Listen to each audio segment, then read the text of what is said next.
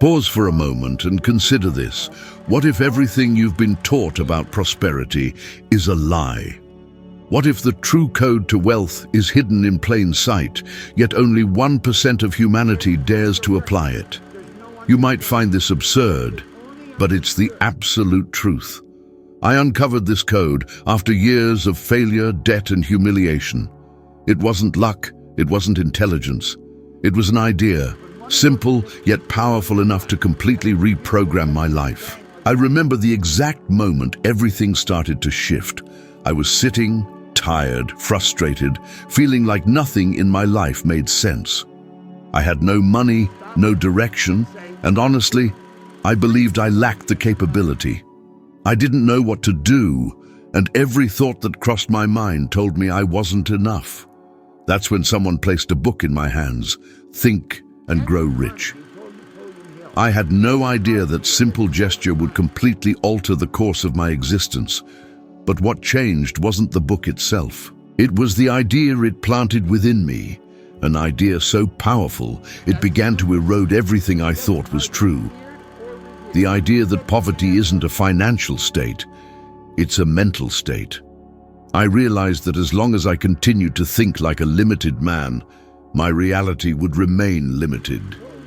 And in that instant, something awakened. I understood that all I needed wasn't money, nor luck, nor a diploma. It was an idea with enough power to transform my consciousness. At that time, I was working as a firefighter in Toronto. I had a stable job, but it felt empty. Every day I woke up with the feeling that I was wasting my life. Then I started to think, what if I applied this idea? What if I truly believed I could change? And that's what I did. I didn't know where to start. I had no plan, no resources. But one thing I had was a spark within me, a small flicker that whispered, "You can." I started with something almost ridiculous, a cleaning service, a bucket, a cloth, and the idea that this would be the first step towards something greater. Most people would have laughed at me, and some actually did, but I no longer heard those voices. I was too busy cultivating a new one. The voice that said, "If you believe, you can create." You know what's curious? That small job, cleaning floors for $30 a month, ended up teaching me more about wealth than any economics textbook. Because I learned that it's not the work itself that enriches you, it's the idea with which you work. Every movement, every task I performed with the mindset of someone building an empire, and without realizing it, that's exactly what happened. Most people believe they need something grand to start, more time, more money, more luck. But what if all you need is a simple decision? What if what separates you from prosperity is merely the courage to follow an idea to its conclusion? How many ideas have you had and let die before taking the first step? How many times have you told yourself, "I don't know how to do it," and let fear decide for you? When I started, I didn't know either. I just knew I couldn't keep living the same way. I decided I would commit to that idea until the very end. And that's exactly what changed everything. Because when you commit to an idea, the entire universe begins to move towards it. People appear, opportunities emerge, and doors you never imagined start to open. It wasn't easy. There were days I doubted myself, days I thought about giving up. But I learned something fundamental.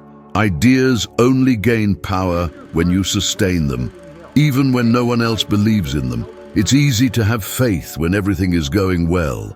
But true transformation happens when you believe even in the dark, even when nothing seems to make sense. And do you know what's most impressive? After applying this single idea, my first year in business brought me more than $100,000. No diploma, no experience, just with a mind determined to follow a thought to its conclusion. And the more I focused, the clearer it became. Money isn't the goal. It's the natural result of a mind in harmony with the right idea. Today, I see so many people trapped, believing they are blocked by a lack of resources, when in reality, they are blocked by a lack of decision. The real prison isn't a lack of opportunities. It's a lack of courage to act on an idea that can change everything. So think with me. How many times in your life have you had a flash of inspiration, something that felt right, but you gave up because it seemed too big? How many times has someone convinced you that you were dreaming too big and you believed them? Well, I tell you, every time you do that, you kill a seed of prosperity within yourself. I started by sweeping the floor of a building. And maybe you think that's nothing, but that floor was the symbol of my new mindset. Because with every step I took there, I told myself, one day I'm going to clean offices across the entire country. And that's exactly what happened. I expanded, I grew, and in a short time I was already managing operations in several cities. All of this began with an idea, a single idea, sustained with faith, persistence, and action. Because the truth is, you don't need multiple ideas. You need one that you truly believe in enough to put into practice.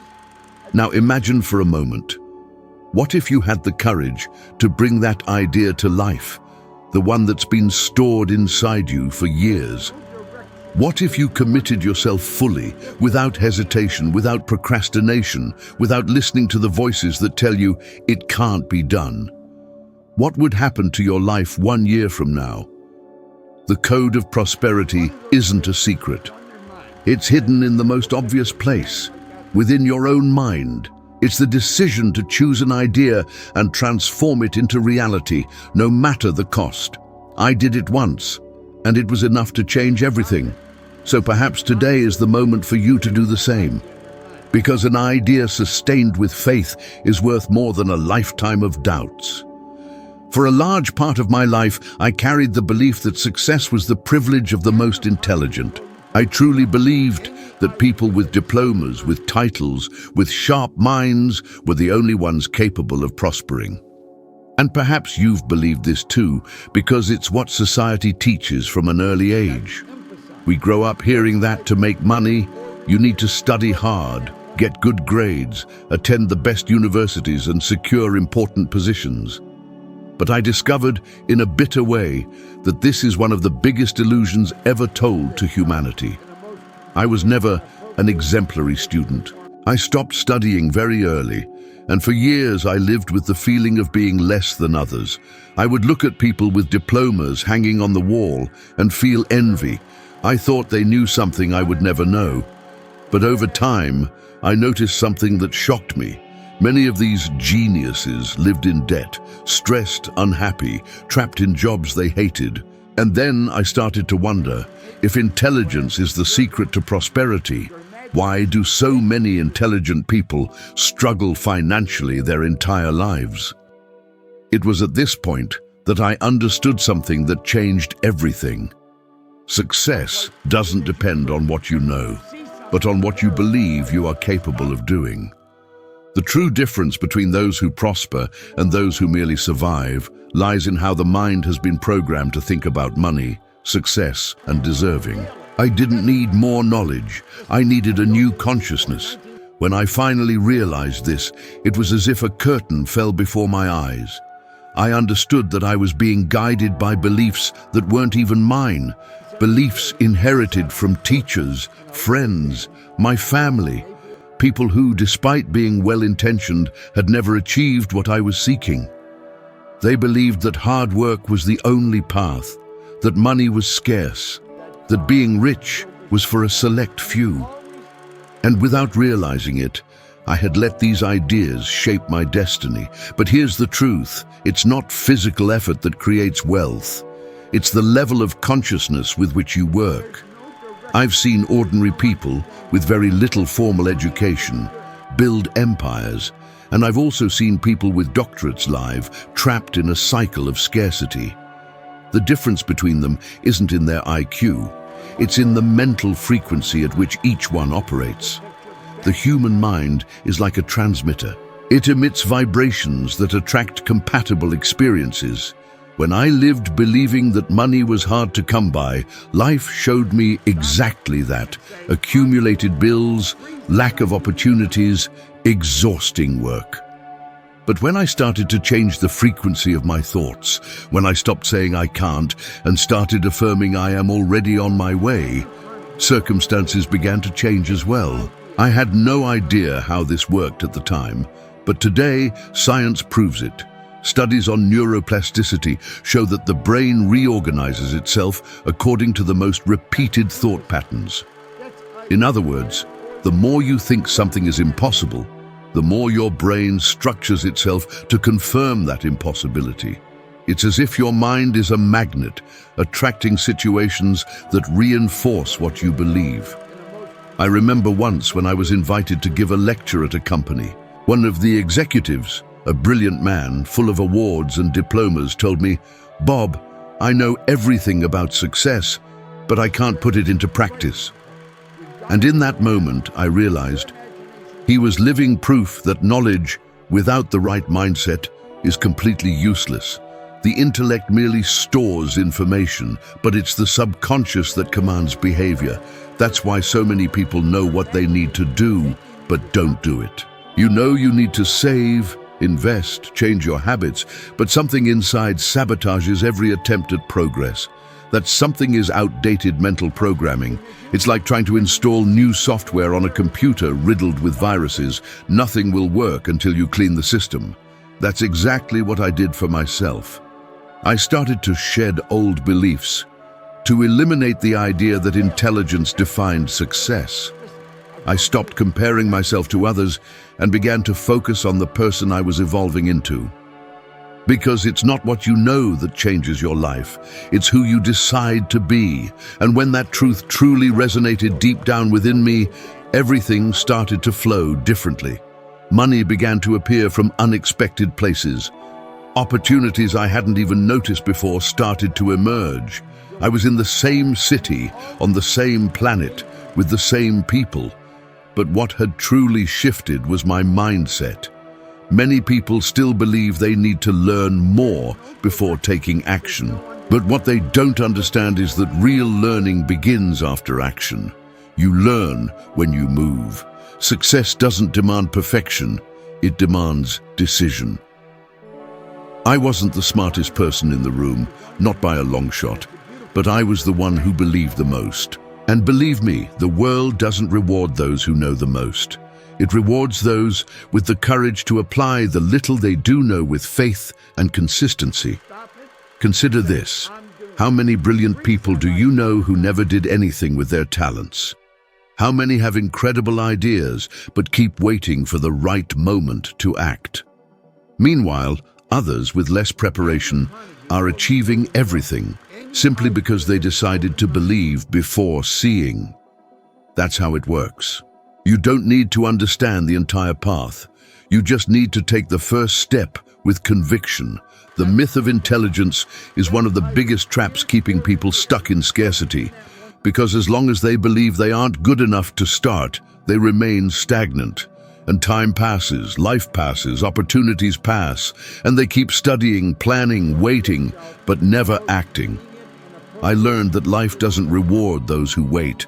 It rewards those who believe enough to act now. The only difference between the man who dreams and the man who achieves is this: the former thinks, the latter decides. And perhaps this is the simplest and most powerful truth of all. Prosperity isn't a matter of intelligence. It's a matter of decision. When you decide you're going to change, that you're going to create, that you're going to become someone different, your mind starts to work in your favor. And the universe responds, because it doesn't react to what you wish for. It responds to what you believe. That's how it was for me, and that's how it is for everyone.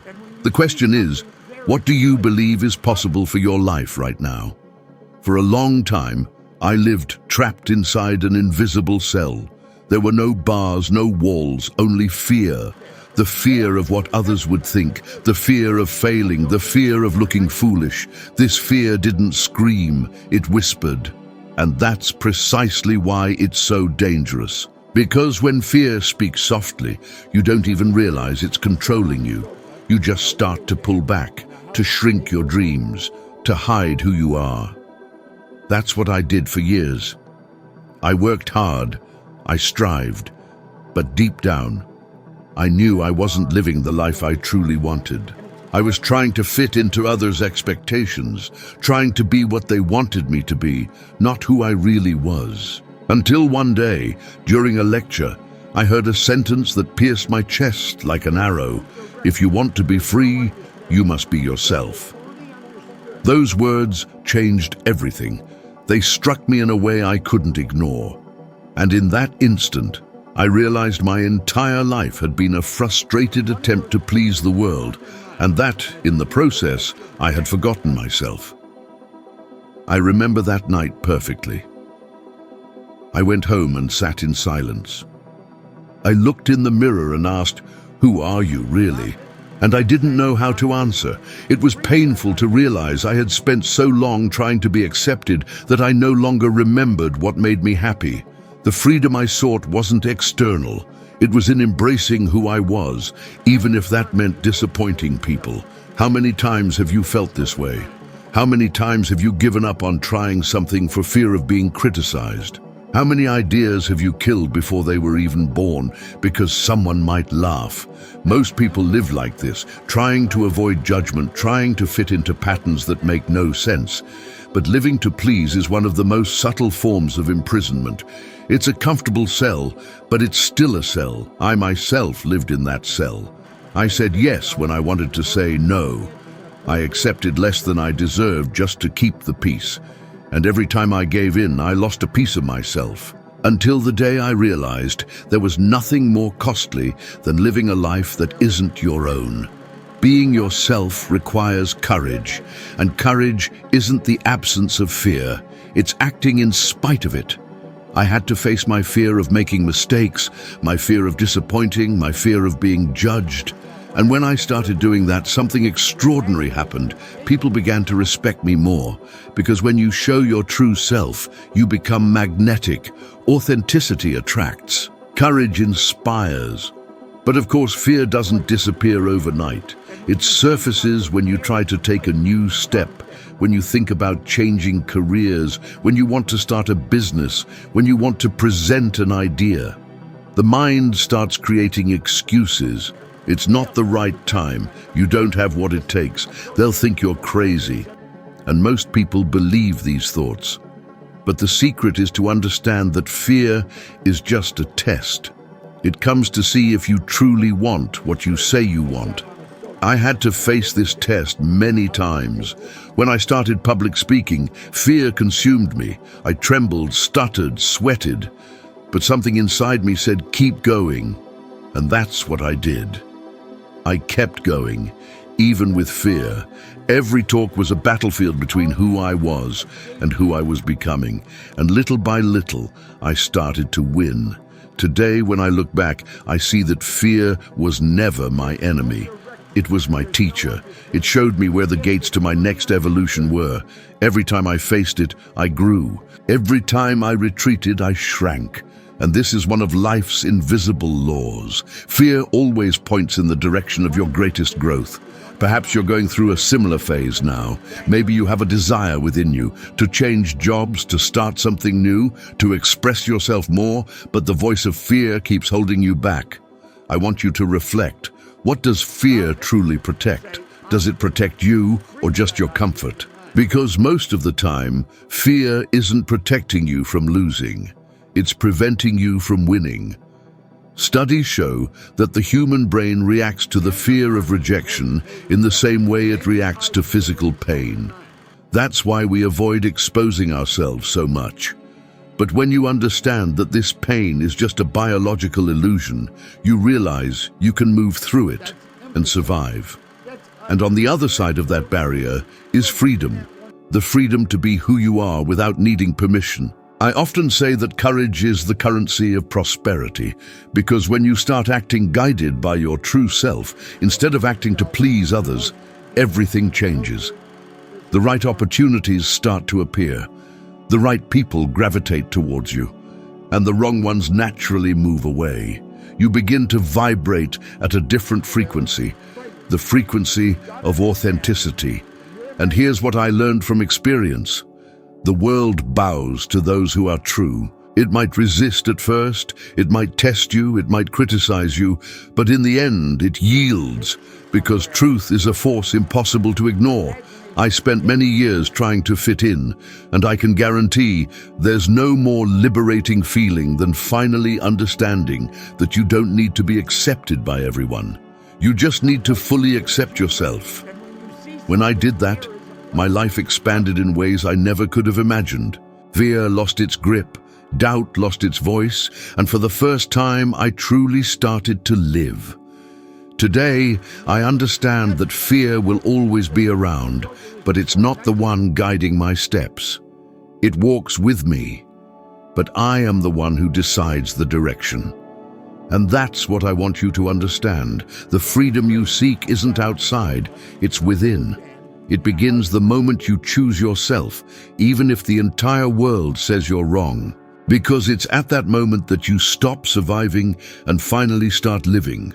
For years, doubt was the most silent and destructive enemy in my life. It didn't scream, it whispered. And the problem is, when doubt whispers, it sounds reasonable. It says things like, maybe it's not the right time, you don't have enough experience, what if it goes wrong? And you believe it because it seems logical. But what doubt truly does is keep you stuck in the same place, repeating the same patterns with the same results. That's exactly what happened to me. I let opportunities pass, postponed decisions, hid talents, all because I allowed doubt to convince me it was prudent to wait. Doubt is sneaky. It doesn't appear when you're comfortable. It appears when you're on the verge of growth. It's the last obstacle before a leap. And the most dangerous thing is that it disguises itself as common sense. You believe you're being rational when in reality you're a hostage to fear. That's what I experienced for a long time. I remember when I decided to open my first business, I knew nothing about cleaning. I had no capital. I had no contacts. And honestly, doubt visited me every single day. It would say, "Who do you think you are to try this?" And every time I heard that voice, a part of me wanted to give up. Until one day, exhausted from doubting, I realized that doubt would never truly go away. It would only be silenced when I acted. So, I acted, even without knowing the outcome, even without any guarantees. And it was then that I understood, doubt starves to death when you take action. You know, people often believe they need to wait for confidence to appear before they can act. But that's a mistake. Confidence doesn't come first. It's born later. Action is the soil where confidence takes root and flourishes, and doubt is the soil where it withers and dies. I learned that the difference between those who achieve and those who merely dream isn't about talent. It's about the relationship one has with doubt. Great achievers feel doubt, but they don't negotiate with it. They act in spite of it. I remember a conversation I had with a great mentor, Earl Nightingale. He told me something that stuck with me forever. People underestimate what they are capable of and believe others can accomplish more than them. In that moment, I realized I was one of those people. I constantly put myself down, thinking everyone else was smarter, luckier, more capable. And the more I believed that, the more doubt festered within me. That's when I understood that doubt is simply a belief in disguise, a belief in your own inferiority. So I began to observe myself. I noticed that doubt surfaced every time I compared myself to others. And this is what ruins so many people today. They scroll through social media, see others thriving and think, I'm not like them.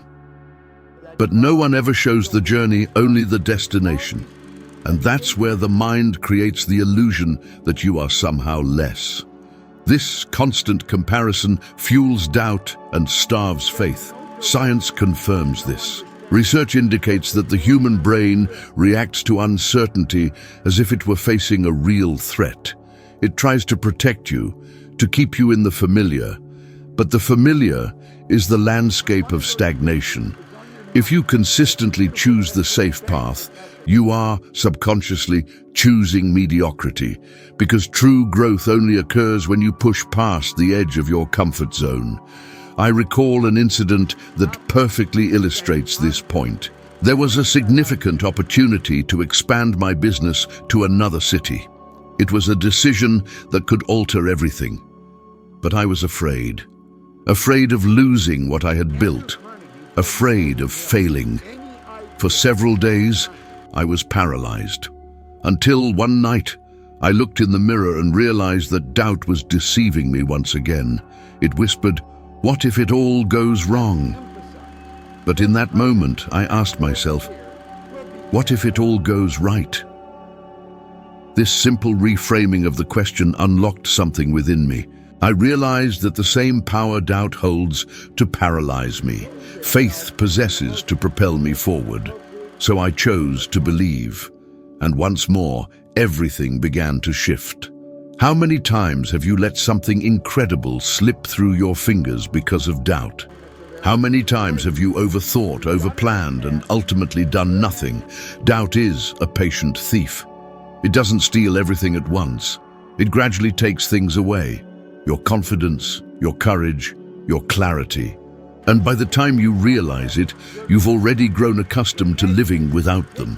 That's why I created a challenge for myself. Every single time doubt surfaced, I would do precisely what it was trying to prevent me from doing. In the beginning, it was terrifying.